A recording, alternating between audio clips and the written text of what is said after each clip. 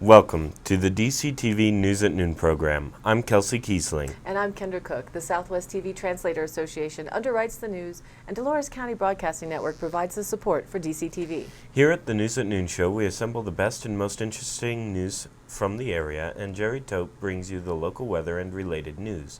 Give us a call with news tips or topics you'd like to see covered. The number is 677-4119. We're glad you tuned in to watch DCTV. Today's show is live on Monday at noon and rebroadcast at 3 and 6 p.m. and again re-aired on Thursday at noon, 3 and 6. Coming up, local water contamination, Heliski, Silverton, Colorado state issues, and more. And also a gunshot death, sheep grazing concerns, and the transportation bill with weather, the sheriff's report, and area happenings. Today is March 14th, 2017. And now, the news at noon. The Durango Herald posted a report on the Animas water well quality. Water quality tests at 60 wells across the Animas Valley showed about half had elevated levels of contamination. San Juan Basin Public Health plans to test 100 wells as part of its long-term quality monitoring work in the Animas River Basin. The monitoring is funded by the state, Surface and Drinking Water Manager Brian Devine said. The work started in October and it likely will finish in April. Tests have not revealed any geographic patterns in the contamination, which emphasizes the importance of having individual wells tested, a news release said. Privately owned wells are not regulated by any agency, and their quality is the responsibility of the owner. Iron and manganese were the most common contaminants, present in about 40 to 50% of the wells. These metals will harm appliances, plumbing, and stain fixtures, but they are not generally a health concern, Devine said. Residents also can see the smell high levels of iron. 3 wells had levels of lead or arsenic above the national health standards, and most of the wells had detectable levels of both metals. A third of the wells had coliform bacteria, and 3 wells had E. coli.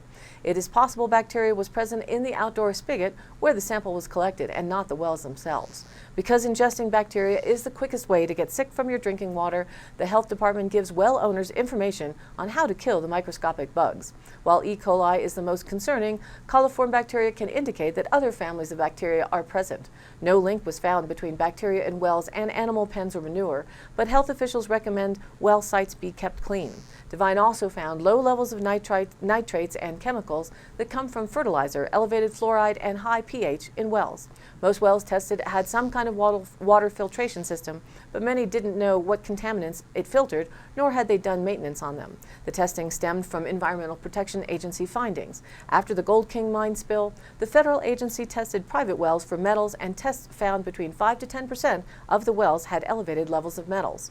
The health department doesn't believe the spill changed metal levels in wells because the findings were in line with historic measurement.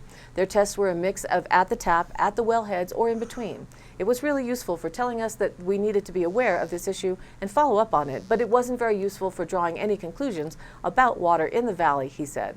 It is possible more testing might find some geographical correlation between types of contamination. Devine used La Plata County maps to identify homeowners likely not on regulated water systems and sent out letters to invite them to participate in the free study. A few available slots remain in the study, and those who are interested in having a well tested can call 335-2052. Well water quality is variable throughout La Plata County, and Devine recommends well owners test their water once a year because water contaminants change and not all filters address all issues. Well water tests can cost from $100 to $200. Reported by the Cortez Journal, a 32-year-old Durango man appears to have died by suicide Sunday in the Durango West 2 subdivision, said La Plata County Coroner Jan Smith. The man was identified as Jason Allen Richards. Richards was at home with a woman who was either his girlfriend or wife in the 200 block of Pine Ridge Loop when she stepped outside, and he apparently used a .45 caliber handgun to shoot himself, Smith said. Authorities recovered the gun. Investigators said foul play is not suspected.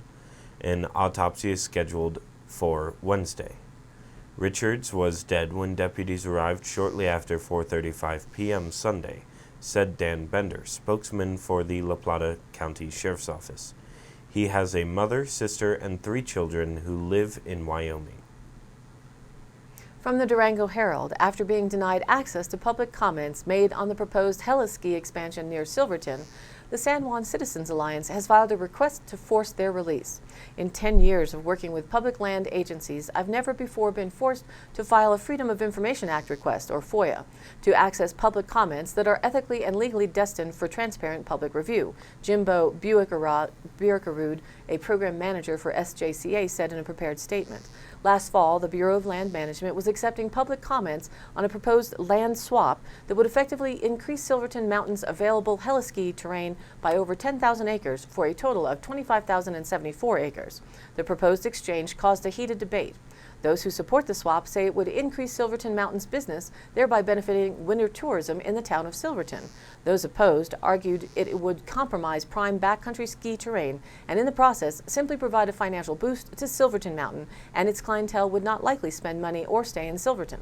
During the public comment period, 300 to 400 people submitted a response to the proposed land swap that's included in a draft environmental assessment compiled by the BLM's Gunnison field office. When the Durango Herald asked for the individual public comments in February, Gunnison office field manager Elijah Waters denied the request, saying, "It's not the way we do it." The public comment period closed December 12th. Waters said the public comment summary would be available by March 3rd, but as of March 13th, the document was not available. Other agencies, such as the Environmental Protection Agency and the U.S. Forest Service, make public comments as well as personal information readily available online. Stephen Hall, Director of Communications for the BLM's Colorado State Office, could not expound Monday why the agency would not make public comments available for review. Silverton Mountain is about 6 miles north of Silverton.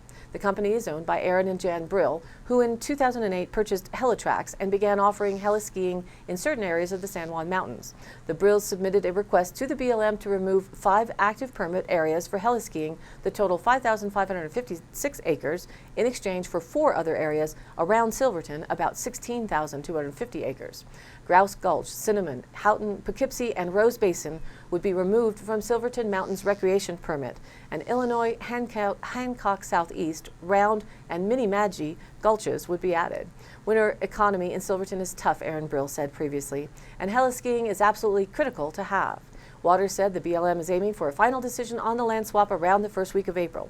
Federal agencies usually have 20 business days to respond to FOIA requests, and by that time frame, if the FOIA and SJCA made on Friday is granted, public comments would be released April 7th. According to the Cortez Journal, switchblade knives are closer to being legal again in Colorado. The State House voted 59-6 Thursday to repeal the state's prohibition of the folding knives with blades that pop out of their handles with the push of a button or a lever. The ban was passed in 1963 when Hollywood films such as West Side Story featured gang members using the knives. The movie spooked lawmakers across the nation. The switchblade legalization bill has already passed the Senate and now awaits the governor's pen. Sponsors say switchblades have become everyday work tools and that the ban is unnecessary. Also from the Cortez Journal, the Montezuma County landfill has been granted an upcycle permit from the Colorado Department of Health and Environment. The permit allows the landfill to salvage usable items for resale on site. The program is still in the planning stages. Landfill manager Shaq Powers said workers will salvage valuable items, repair them as necessary, then put them up for sale to the public in a designated area at the landfill. The project is part of a broader recycling initiative by the county to divert material from the landfill to prolong its use. Also from the Durango Herald report, a joint resolution that would allow the installation of an additional sculpture to expand on the Sand Creek Massacre near the western steps of the state capitol was passed Monday unanimously by both houses of the state legislature. Senate Joint Resolution 16 calls for a sculpture and plaque commemorating the Sand Creek Massacre of 1864 be installed to explain the circumstances around the attack on Native Americans of the Cheyenne and Arapaho tribes. A statue stands near the steps of the Capitol honoring the soldiers who died in the Civil War and the battles they fought in. Among the engagements listed is Sand Creek.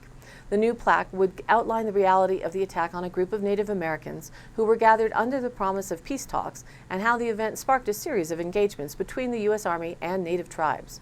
Representative Joe Salazar, Democrat from Denver, said the resolution was important as it addresses both the historic events and also the continued effect of the massacre. According to the Cortez Journal, the U.S. Forest Service has delayed its expected winter announcement on the future of domestic sheep grazing in the Waimanooch Wilderness and now expects a decision in the next few months.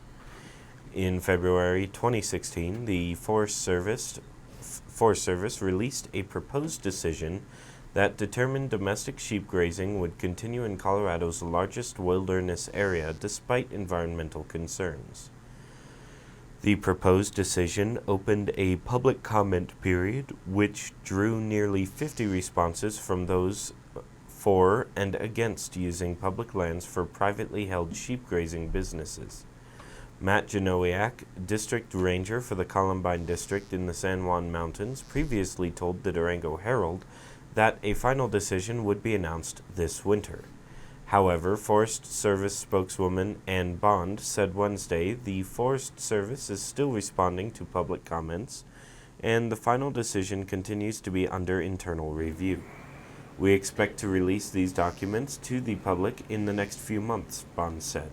At that time, a 45-day objection period will begin whereby interested citizens and groups who have commented earlier during the analysis process will have an opportunity to comment further. In the 760 square mile Waimanooch Wilderness, the Forest Service proposed the continued use of 6 active grazing allotments which total nearly 50,000 acres for about 5,600 permitted sheep.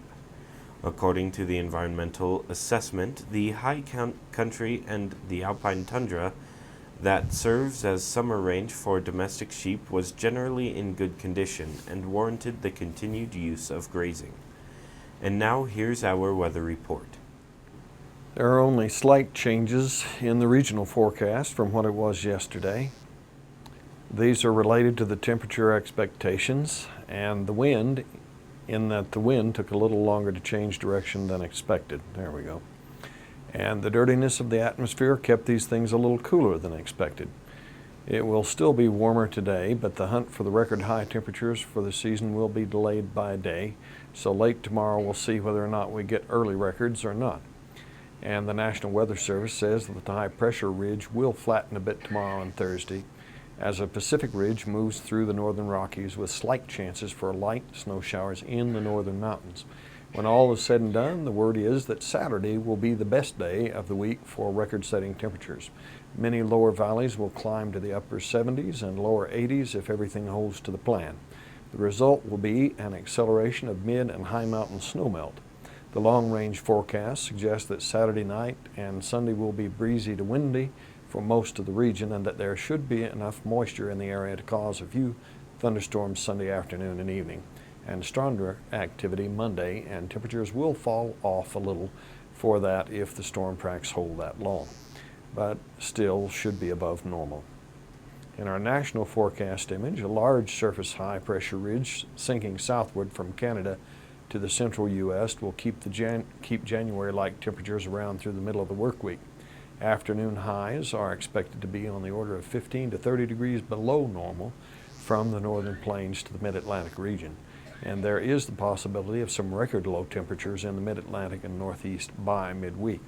Numerous freeze warnings are currently in effect for much of the mid-Mississippi Valley and extending eastward to the Kentucky and Tennessee areas. The big story through Wednesday morning will be a rapidly intensifying nor'easter that's currently near the mid-Atlantic coast. A winter storm is unfolding across the interior portions of the mid-Atlantic and Northeast U.S. Winter storm warnings are in effect from eastern West Virginia to Maine, and blizzard warnings from eastern Pennsylvania to the southwest of Maine. Snowfall amounts in between a foot and up to 18 inches are likely inland, along with strong and gusty winds. High winds and tidal flooding are going to be an issue for coastal areas north of the Outer Banks. Conditions should improve for most areas by Wednesday afternoon once the storm departs the region. Elsewhere across the continental U.S., expect warm conditions to continue across the southwestern U.S., with no rain or snow in the forecast. The lower elevations of the desert southwest could even reach the lower 90s for highs over the next few days. Onshore flow across the Pacific Northwest will keep scattered showers and snow in the Cascades and northern Rockies. As stated in the regional forecast at the beginning, these temps may be a little bit low, and upper 70s for the Dove Creek area and the west end of the county are likely to be in the upper 70s. And clear with lows for the nights looking more accurate at near 40. Winds are supposed to be mild until Saturday night and Sunday. Next chances for rain at this point will be Sunday afternoon and Monday. March Madness is the weather, but it would likely set a record to plant a garden just yet. But I'm sure Grandpa Zine would already have planted his peas in these conditions just to see if he'd get lucky. Now back to the news. Reported by the Cortez Journal, a measure aimed at boosting affordable housing by reforming costly lawsuits against builder died Monday in a Senate committee on a 5-2 vote. Senate Bill 157, part of a four-bill package to help make homes more affordable, would have required homeowners associations to provide notice of the defects claim to unit owners and provide 180 days for owners to provide a vote as to whether or not they wanted to pursue litigation. Included in this notice would be the nature of the defects for a lawsuit and the potential ramifications of litigation, which can include potential attorney fees, a decrease in property value, and increased difficulty of refinancing during litigation. In order to sue, the association would have been required to obtain a majority vote from owners, but certain circumstances would have limited an owner's ability to weigh in. The ability to sue could be limited being affiliated with a contractor who would be involved in potential litigation, or being active duty military deployed and unable to vote. Bill sponsor, Senator Angela Williams, Democrat from Denver, said the measure was not an end-all answer for problems with construction defects litigation, which is seen as the primary factor keeping contractors from building affordable multifamily housing. But they are a needed step because local ordinances are failing to address the problem. Last week's CO2 average was 406.1. Week before last was 407.37. 1 year ago was 403.75, and 10 years ago it was 383.47. Now, for our global piece, soils are storing nearly 3 trillion metric tons of organic carbon. 3 trillion metric tons of organic carbon. That's a big number.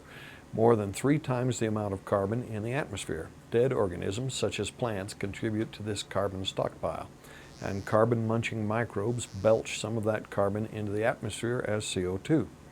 Rising temperatures will spur the microbes to speed up their plant consumption, and the data backs that up.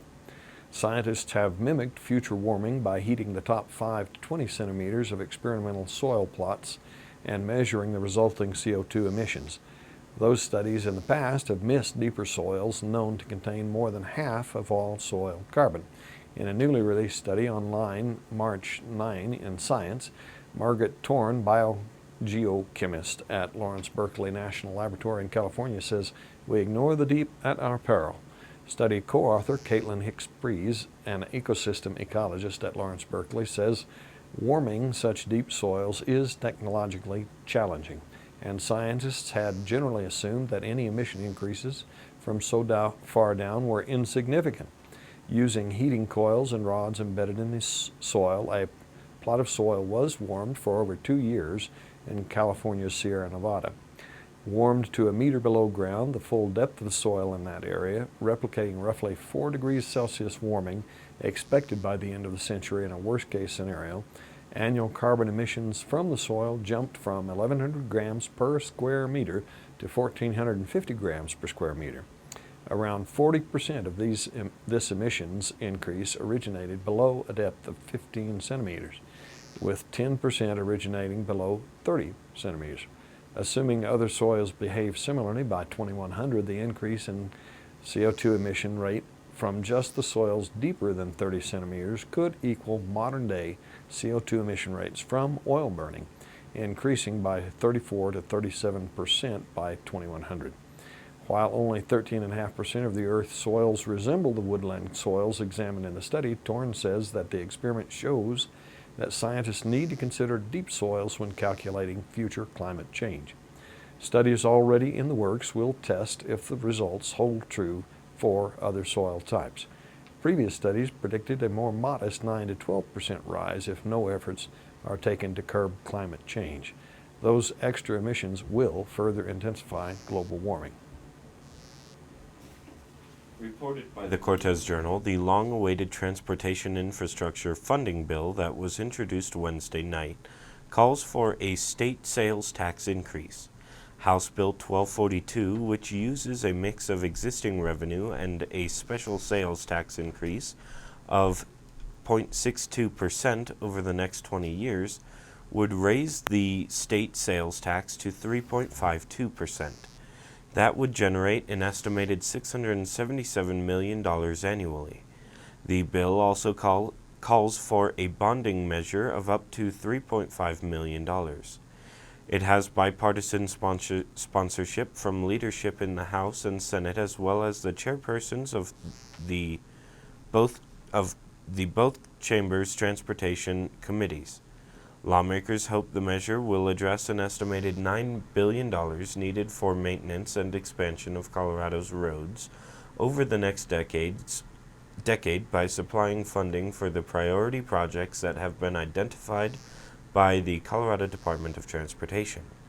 The tax increase proposed by HB 1242 is contingent on voter approval in November and would be partially offset by a decrease in road safety surcharges, which are annual vehicle registration fees in Colorado. The fee decrease would vary depending on the vehicle type, with motorcycles seeing a $10 decrease, cars a $14 cut, and trucks and other large passenger vehicles saving $17. The Cortez Journal reported students at Manaw Elementary School broke ground on a 19-tree apple orchard at the school on Monday. The orchard is the first part of a Montezuma School to Farm project effort that also will include a garden and hoop house, garden coordinator Danielle Mezzanato said. Manaw fourth graders helped plant trees for the orchard Monday, along with the help of high school students from Pennington School in Pennington, New Jersey. School to Farm garden coordinator Patrick Alford attended Pennington School, and his father, Bill, is a teacher at the school.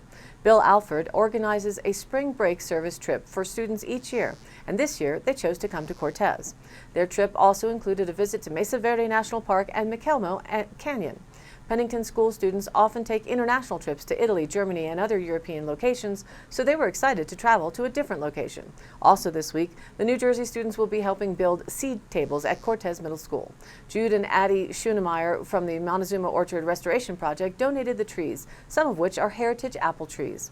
The land that Manaw School now sits on is thought to have been an apple orchard in the late 1800s and early 1900s, Mezzanato said. 2 homes near the school still have old apple trees located on their property. This summer, workers from Southwest Conservation Corps will help build the Manaw School Garden, as they have in the past at other Cortez schools. The garden is funded in part by a grant from Great Outdoors Colorado. Mezzanato said she's glad School to Farm was able to keep the Manaw Garden at the top of its list of priorities. Over the winter, there were some concerns as to its future. They were able to raise money to keep the group going through community outreach, Mezzanato said, pleased that the community really stepped up. And now for the Dolores County Sheriff's Roundup for the week of March 6th through the 12th. While en route on a transport of a patient, ambulance personnel reported a careless driver that forced the ambulance off the road. A deputy responded but was unable to locate the vehicle. While en route back to the station, ambulance personnel reported a semi-truck broken down and blocking a side street. A deputy responded and the vehicle was no longer at the location. That's it for today's roundup. Stay tuned for continuing updates. For today's High Country happenings, in Durango at Purgatory Resort, March 15th, several ambassador wolves from Wolfwood Refuge will be available from 11 a.m. to 4 p.m. Wednesday in the plaza at Purgatory Resort. An educational talk will be offered at 12:30 p.m. The event is free and open to all, and photography will be allowed. For more information, visit purgatoryresort.com. Register for the City of Cortez Parks and Recreation Adult Men's and Women's Regular Softball League 2017 season. Teams will consist of a maximum of 15 players. Each team will receive an 8-game season and a double elimination tournament. Cost to play is $300. Season begins on May 1st. Registration deadline is April 25th. You can go to the Rec Center to register or contact Jason Green at 564-4080 for more information. And the 10th Annual Durango Bach Festival will be March 12th through the 18th, hosted by Third Avenue Arts. 9 concerts in 7 days featuring dozens of fine musicians. See artists and repertoire at durangobachfestival.com or on their Facebook page. All of the happenings are posted up on our DCTV News at Noon Facebook page, along with the embedded YouTube replays, weather and original stories, and local posts. Share your event or information and contact us at dcbnnews@gmail.com or call the station at 677-4119 and we'll be sure to get your news on air. Thanks for tuning in. This program airs live at noon Monday through Wednesday, then is rebroadcast at 3 and 6 p.m. and again re-aired Thursday, Friday, and Saturday in the same order at 3 and 6. We are also featuring a live call-in show called Talk Tuesday. It's aired live Tuesday evenings at 5:30 p.m. and then rebroadcast throughout the week at 5:30. Tuesday, March 14th, the in-studio guest is the DC School Superintendent Bruce Hankins, updating on the school projects and the upcoming emergency drill that is scheduled for Wednesday at 2:30 p.m. Be sure to check out our Facebook page. It has all the links and details with original stories and the video replays. Please like us there and share the link. For Kendra Cook, Jerry Tope, and everyone at DCTV with the News at Noon program out of Dove Creek, USA, I'm Kelsey Kiesling. Thanks for watching.